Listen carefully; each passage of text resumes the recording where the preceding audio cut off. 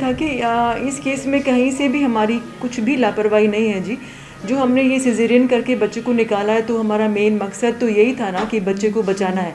इसमें माँ का कोई कॉम्प्लिकेशन नहीं हो रहा था, हमें यही था कि बच्चा कहीं पेट के अंदर ही ख़त्म ना हो जाए। क्योंकि पानी जब मदर मेरे को दिखाने आई थी चेकअप के लिए, ये इनका चेकअप कहीं और चल रहा था, 3 दिन पहले ही मेरे पास चेकअप के लिए आई थी। तो उस टाइम माँ की गर्भ के अंदर पानी ऑलमोस्ट ख़त्म ही हो चुका था। तो पहले भी डॉक्टर ने इनको बोला था सिजेरियन करवा लीजिएगा जल्दी से जल्दी। मेरे पास भी आए तो मैंने भी इनको सिजेरियन के लिए एडवाइस किया था, तो भी इन्होंने 2 दिन डिले किया था। 2 दिन के बाद इन्होंने सिजेरियन करवाया था, 2 या 3 दिन डिले करके किया था। इमीडिएट जैसे ही सिजेरियन हुआ, सिजेरियन के बेटी हुई थी, मैंने उनको बताया बेटी हुई है और इसको प्रीमेच्योर बेबी है, इसको आप इमीडिएट नर्सरी में लेके जाएं। तो इनके फादर साहब भी थे, इनके ये खुद रवि भी वहीं खड़ा था। तो इन्होंने मुझसे पूछा कि भी नहीं, हम नर्सरी, आपके यहाँ नर्सरी की सुविधा नहीं है क्या? तो मैंने कहा नहीं, हमारे यहाँ नर्सरी की सुविधा नहीं है, हम लोग नर्सिंग केयर केवल देते हैं। ये प्रीमेच्योर बेबी है, इसको नर्सरी ही चाहिए, 24 घंटे नर्सरी में ही रहना चाहिए इसको। तो यहाँ पे आप मत रखिए, आप लेके जाएँ। तो वो बोले कि नहीं, हम नहीं लेके जाना चाहते जी, आप एक बार यहीं पे रखो, कोई दिक्कत होगी तो फिर हम देख लेंगे। तो मैंने कहा ठीक है, हम लोग यहाँ रख लेते हैं, हमारे पास वार्मर है, वार्मर में हम रख देंगे बच्चे को। तो कल को बच्चे को कुछ कॉम्प्लिकेशन होती है तो फिर मत कह देना कि भी बच्चा हमारा आपने सीरियस करके दे दिया, क्योंकि बच्चा यहाँ पे नर्सरी के लायक होगा, बच्चा तो नर्सिंग केयर से बात नहीं बनेगी इसमें।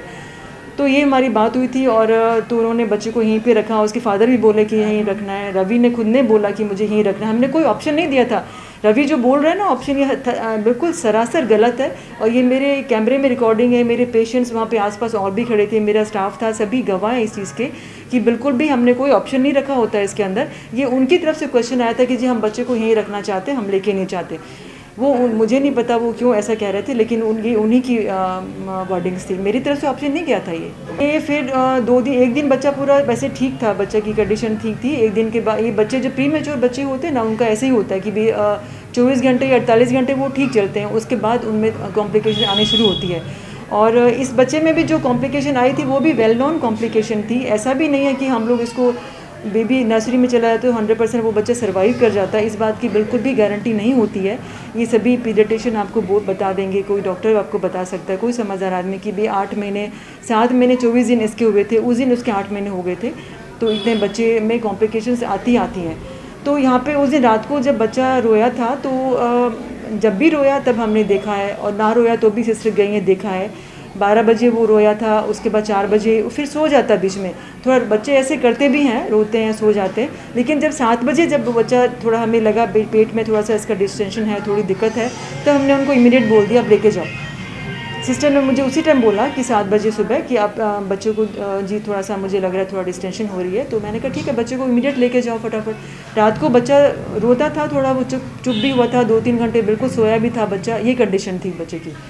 सुबह हमने 7 बजे उनको बोल दिया था कि आप लेके जाए, पर वो 9 बजे लेके गए, फिर भी इन्होंने डिले, यहाँ भी इन्होंने बहुत डिले किया जी। तो इसमें डॉक्टर की तो लापरवाही नहीं होती ना।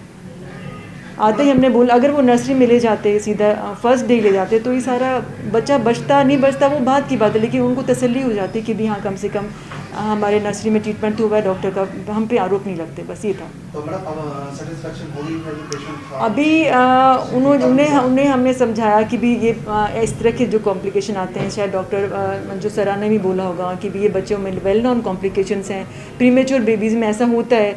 हर नर्सरी में भी तो बच्चों की डेथ होती है, हो जाते हैं, दिक्कतें आती हैं, हर चीज़ हमारे हाथ में नहीं होती है, कुछ चीज़ें अनअवॉइडेबल होती हैं, कुछ कॉम्प्लिकेशन ऐसे होते हैं जिनको हम अवॉइड ही नहीं कर सकते। तो उसके साथ भी, बच्चे के साथ में ऐसे ही हुआ, तो उसको समझाया तो उनको समझ में आ गई बात, तो वो हमारा हो गया कॉम्प्रोमाइज़, बिल्कुल क्लियर हो गया। पेशेंट उनका सही था, वो बिल्कुल सेटिस्फाइड होके गए जी। बच्चा तो नहीं रहा, लेकिन उनके मदर बहुत अच्छे से हैं और बहुत अच्छे से सेटिस्फाई होके गए। बच्चे मदर को भी हमने खून चढ़ाया, बहुत अच्छी उसकी केयर होगी, वो मानते हैं कि हमारी केयर बहुत अच्छी हुई है, मदर की केयर भी बहुत अच्छी हुई है, सब कुछ इसमें सेटल था। तभी वो सेटिस्फाइड हुए कि भी हमारा केयर भी बहुत अच्छा हुआ है, हमारी मदर हमारी ठीक है। बच्चा प्रीटर्म था तो वो उसको इस तरह से कॉम्प्लिकेशन आने की गुंजाइश थी, तो उसमें डॉक्टर ने कुछ नहीं करा। ये है। जनता को भी मैं कहना चाहती हूँ कि भी आगे से कभी भी डॉक्टर अगर आपको कोई सलाह देते हैं तो वो उसको मानना चाहिए। तो इस तरह से दिक्कतें नहीं आती हैं, पब्लिक को भी नहीं आए और पेशेंट को भी दिक्कतें नहीं आती और डॉक्टर्स को भी दिक्कतें नहीं आएंगी।